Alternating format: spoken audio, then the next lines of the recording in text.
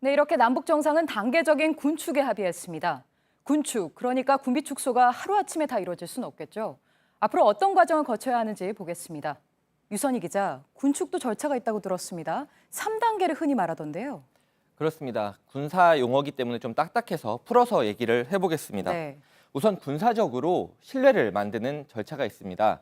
대표적인 방법이 군 수뇌부가 정기적으로 만나고 이렇게 한 라인을 연결하는 방법이 있습니다. 네.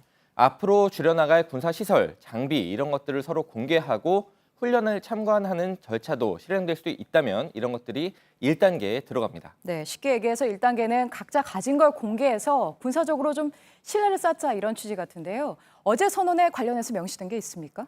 네, 정상회담 선언문엔 국방부 장관 회담을 포함해서 군사 당국자 회담을 자주 열자 이렇게 명시가 돼 있습니다. 네. 이런 것은 서로 군 당국 간의 신뢰를 쌓는 가장 편하고 또 좋은 방법 중에 하나입니다.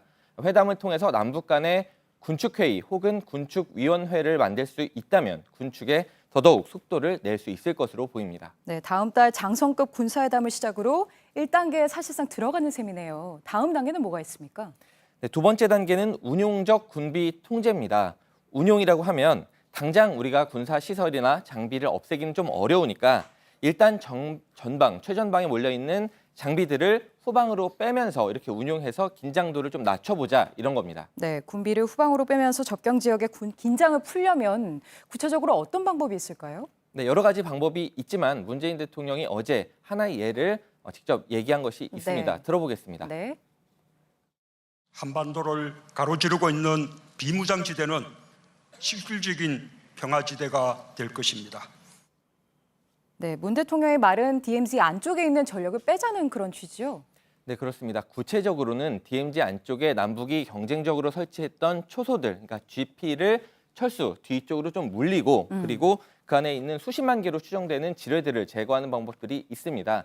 시각에 따라서는 이런 것들을 2단계 군축의 하나로 보는 시각도 있습니다. 네. 특히 북한이 평양과 원산 이남에 배치한 장사정포 상당히 많은 양을 배치해놓고 있는데 이런 것들을 수도권 사정거리에서 벗어난 후방으로 이렇게 보이듯이 더 북쪽으로 옮기게 된다면 가장 확실한 군축 조치가 될 것으로 보입니다. 네, 지금까지 유선희 기자가 설명한 게 2단계고 다음은 3단계죠. 뭔가요?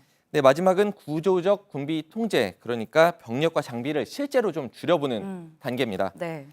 뒤로 뺀 군사시설, 장비들을 동시에 폐기하거나 또 해체하는 방식으로 줄여나가는 겁니다.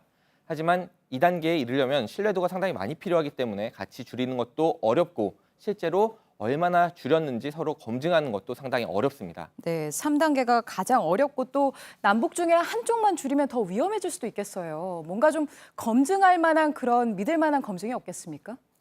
네, 예를 들어서 2단계까지 남북이 합의가 돼서 서로 탄도미사일 수를 일정 수준까지 좀 줄여보자 이렇게 합의가 됐다고 하면 네. 이걸 검증하는 가장 좋고 확실한 방법은 현지 사찰입니다.